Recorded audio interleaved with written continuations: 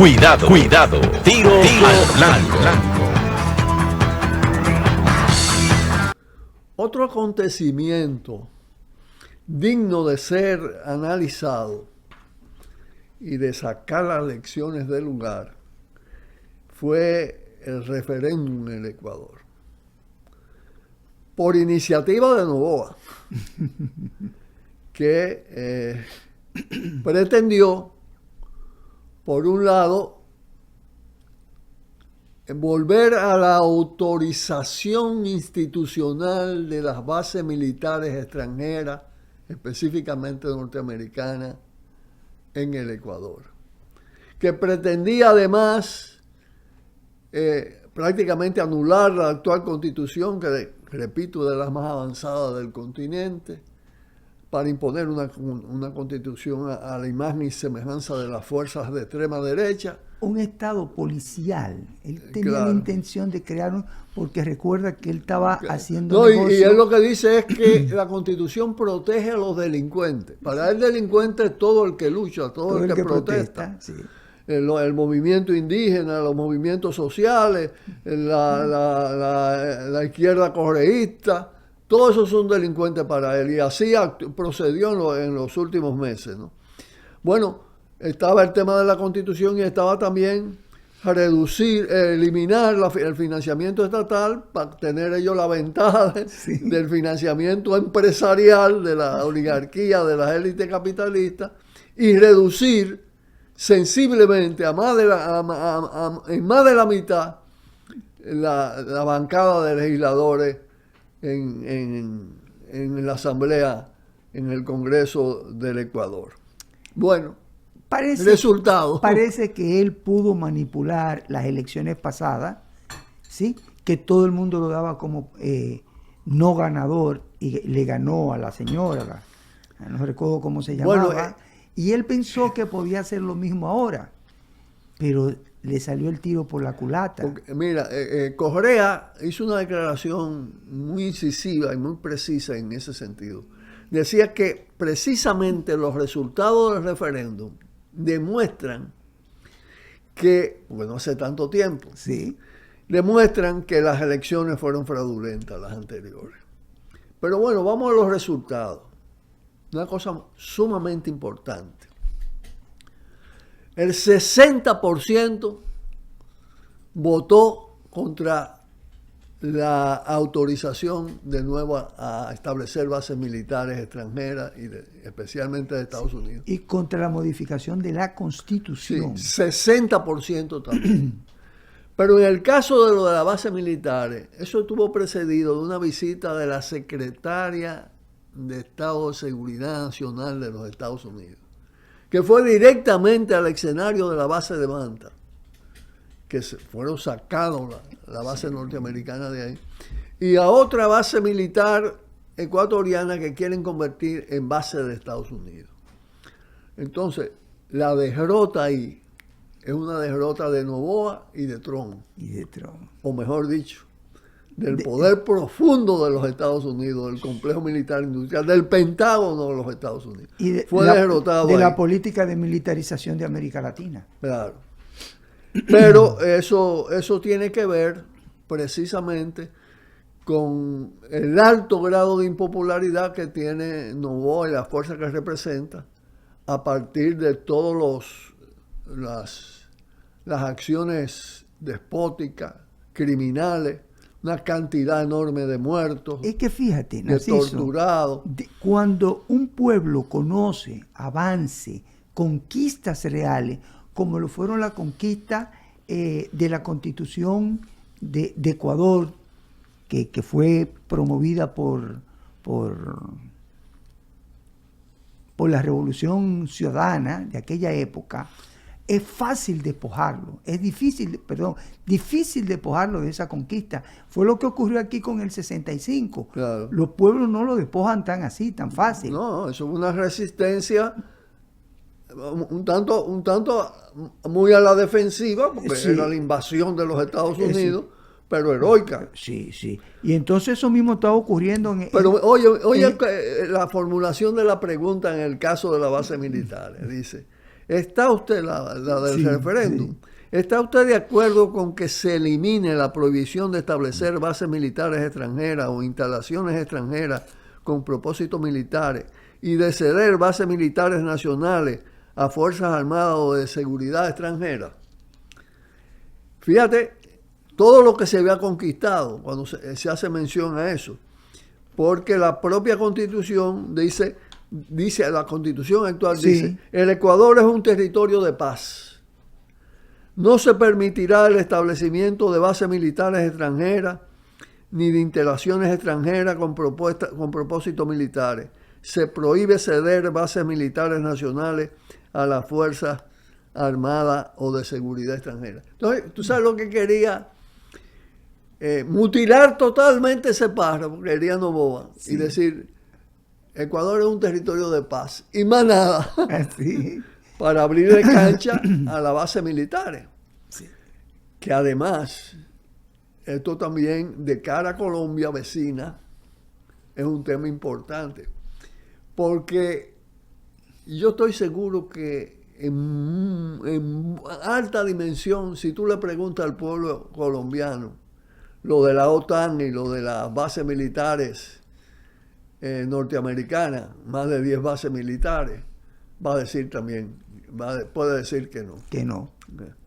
Entonces es una bandera que es necesario asumir con fuerza. Y a escala mundial, porque Estados Unidos tiene 800 bases militares en el mundo. Igual también la pregunta formulada con el tema de los legisladores de la Constitución. y la reducción de los legisladores. Sí. Todo eso es una derrota cuádruple. No una derrota total. Total. Todas las propuestas que tenía Noboa fueron derrotadas totalmente. Y una derrota, como tú dices, a la política norteamericana de militarización de América Latina.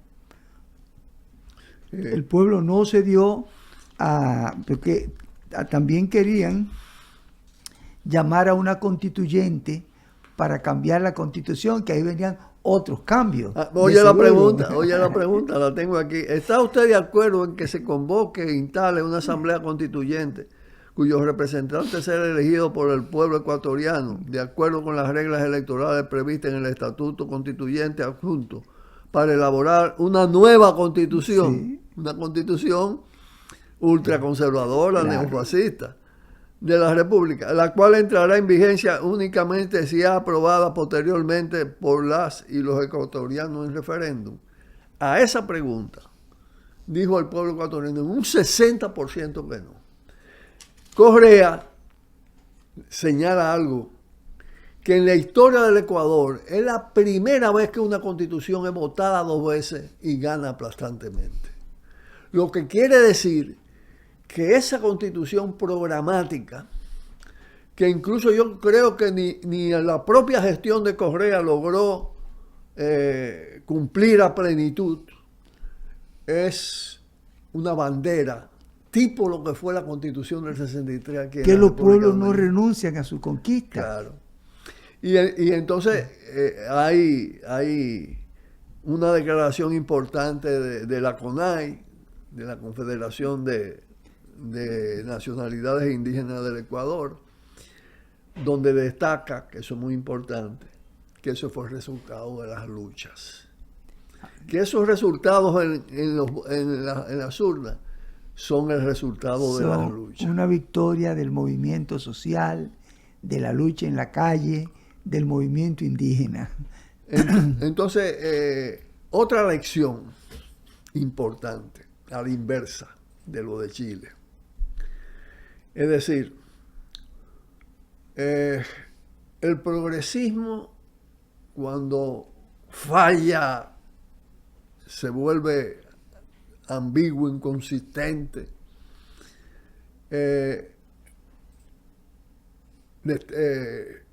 oxigena a la derecha, y la derecha es extrema, porque hay una tendencia a la polarización en el continente. Pero cuando la derecha toma el gobierno, su legitimidad, si se puede hablar de eso en los votos, se pierde rápidamente. Porque es tal el impacto de su visión despótica, de su actitud excluyente, de sus discriminaciones y opresiones en todas las vertientes, machista, racista, estigmatiza a los pueblos originarios, los considera pueblos inferiores. Eso te dice que esos votos de castigo son por frustración, pero no por una identidad con la derecha, ni con otras opciones más atrasadas. Claro. Y mira, eso, en el caso de Noboa, Noboa es un popi. Tú lo ves, un popi, ¿no? Sí. Hijo de súper rico, de la corporación bananera más grande del Ecuador, y con otros intereses en el campo de la finanza, del sistema financiero y de todo esto. Joven, muy joven, que frente a cierto descrédito de la política, pues emergen.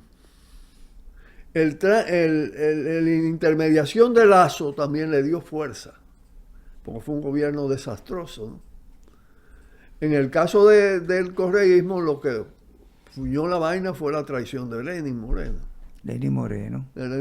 Pero eso está latente ahí y se está viendo claramente. Eso es una fuerza mayoritaria en el Ecuador. Y tendrá necesariamente que volver. Y este golpe también precipita esa caída. No tiene capacidad las fórmulas neoconservadoras, neofascistas, de estabilizar su dominio.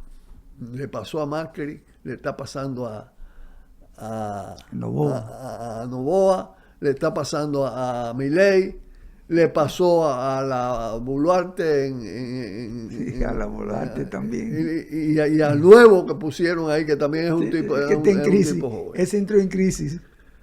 Aquí tienen en la gatera alguna gente de ese tipo, aparte de todo el tema de los neofascistas. Los outsiders. Exacto. Pero tienen uno para una posible confluencia desde uno de los partidos, que es el caso de Omar Fernández, que está conectado con el neofascismo en Europa, en América. Son variantes del trumpismo, podemos decir. Sí. Porque además lo ultraconservador y lo neofascista tiene variantes según el país, la condición. Son buquelistas también. Son la gente que tienen esas relaciones y frente a eso hay que estar claramente alerta. Y también con las elecciones que examinamos de Estados Unidos, de la alcaldía, todo indica que el discurso radical, porque va a la raíz de los problemas y denuncia los problemas sistémicos fundamentales del capitalismo, es la que prende y puede polarizar y derrotar políticamente, porque definitivamente el fascismo recurre a las armas y a la intervención. Pero vamos a hacer la pausa y volvemos. Cuidado, tiro al blanco.